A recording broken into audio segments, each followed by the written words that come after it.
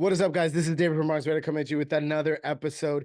This time giving you a recap on the very first spring training game, the very first game at bat for the Yankees, pitch for the Yankees, everything for the Yankees in 2024.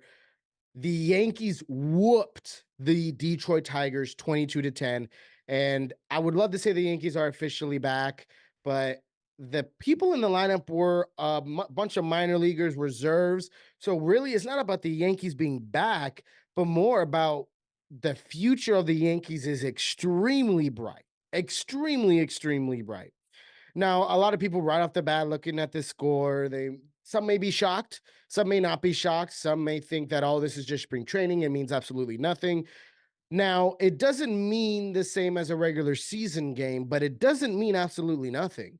There are definitely some things that we could take out of this game, and that's exactly what I'm going to talk about in this episode, especially when the score's as lopsided as 22-10. That's not something just to overlook and ignore. There are some variables and some things that contribute and to a point to into what made the score the way it was, who was hitting, who was going off, who was maybe not pitching well or who was pitching well. Now, immediately breaking this down, let's just address the elephant in the room.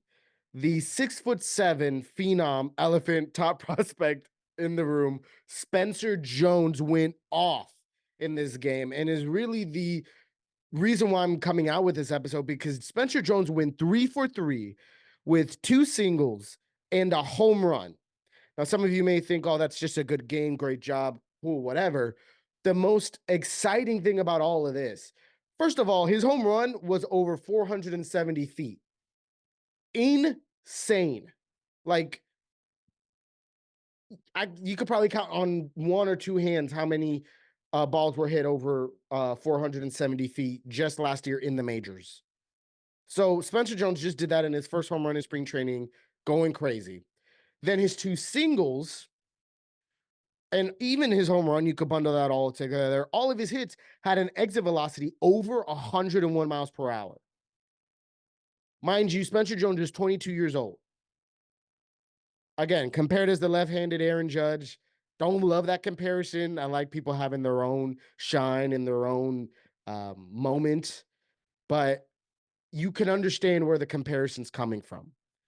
The height, the athleticism. Surprised Spencer Jones didn't get a stolen base in this game as well, because he's more than capable of doing that. So Spencer Jones went crazy, and it's crazy to think that we have this guy just sitting in our minor leagues. Now, not saying that he needs to be called up immediately, because obviously we have a stacked outfield with Judge, Soto, Verdugo, Grisham, Dominguez coming back any moment. But then you got Spencer Jones.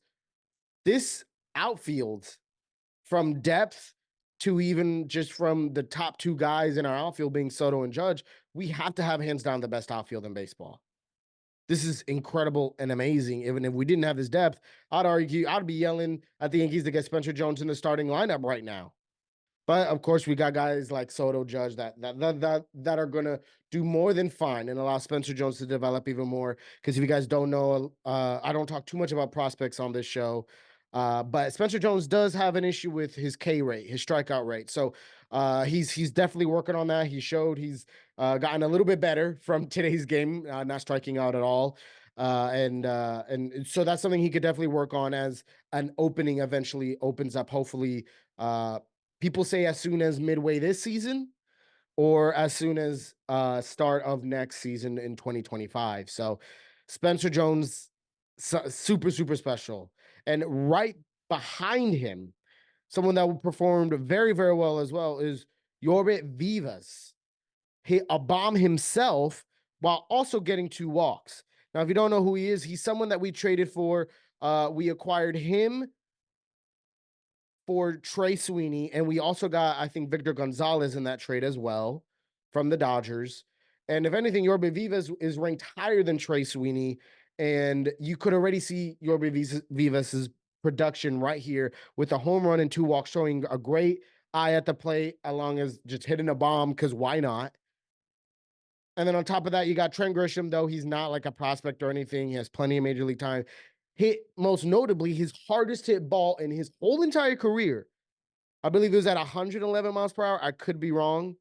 Yes, 111 miles per hour being a home run. So that's something to keep an eye at because clearly it seems like the Yankees were intrigued in Trent Grisham during the trade with Juan Soto. And you can see why, because it seems like they're working on something with him. I don't think it's any coincidence that his first home run in spring training, forget about the majors, as a Yankee, is his hardest hit ball he's ever hit in his career. So it's going to be very, very exciting to see what he can do for us off the bench, most likely. And with 2 Gold Gloves, he's seemingly going to be exactly what we wanted Harrison Bader to be, except he's going to be off the bench as he should be. So for us to have a bench piece like this, also very young, lefty,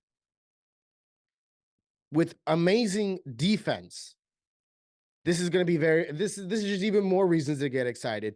And then, of course, Volpe in the leadoff spot got to hit himself, letting him get accustomed to that feeling of being a leadoff hitter again, especially in a lineup that's mainly AA, AAA players or non-roster invites. But man, scoring 22 runs is impressive. I don't care if that's AA, I don't care if that's AAA, I don't care if the pitcher had his eyes closed while he was throwing. Scoring 22 runs is still impressive, and not just impressive just in general, but impressive for, again, a team that is full of just reserve and minor league players. The only starter on that team for the Yankees is Volpe. No Soto, no Judge. And this is just a glimpse of the bright future of the Yankees and what happens if you let the kids play. We saw a little bit of that at the end of the 2023 season. We're seeing that now. Now, I'm not saying get this whole roster into our major league lineup immediately, but man, when these players progress and start reaching their potential a little bit more, our future is going to be bright. I know we have a lot of free agents and a lot of players in their walk year heading in outside of this 2024 season, but we have a lot of players to pivot to. You got Ben Rice, of course, at first base in case we don't want to re-sign Rizzo. We got Spencer Jones. We Yorba Vivas. We got a bunch of guys ready to go. So this is going to be very, very promising. What do you guys think? I don't think I'm overreacting. I'm super excited to follow up and keep up with the spring training games, especially if these younger guys that we normally don't get to see too much of, to see how they progress. Just get a little bit more excited of the future. Because not only do we have something to get excited about in this season, because this season feels special, but man, do we have something prepared for seasons to come as well. So the Yankees, as long as you play your cards right, handle it right, we have everything we need to be a successful team, World Series caliber team, year in and year out for the next couple of years. And if you liked today's episode, please make sure you subscribe down below. It'll truly mean the world. Check out what YouTube suggests will be a great video for you. And also, The Martian wants you to subscribe. Judge wants you to subscribe, so make sure you do. And until next time, peace and be blessed.